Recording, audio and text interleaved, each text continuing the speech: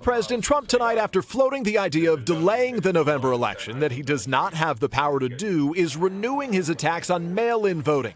Despite no evidence, it leads to widespread voter fraud. This is going to be the greatest election disaster in history. The president again preemptively casting doubt on the legitimacy of the election, where polls show him facing the prospect of losing to former Vice President Joe Biden.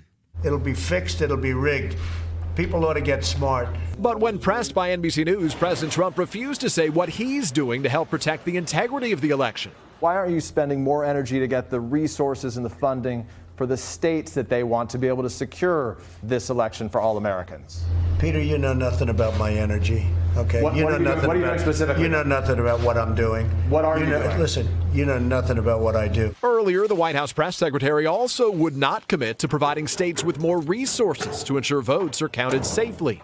Well, as you know, Peter, states run their elections, and it is up to states to make sure that they have the capacity. States need to get their acts together when it comes to elections. It comes as unemployment benefits, $600 a week for millions of Americans, expire tonight, with Democrats in the White House still bitterly at odds over a new coronavirus relief package. Let's say that the path that they have taken us down with their delay, their denial, and their distortions have caused death.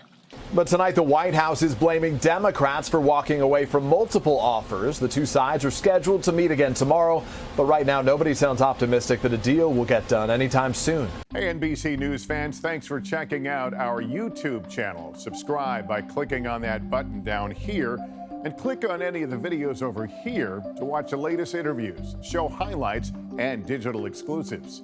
Thanks for watching.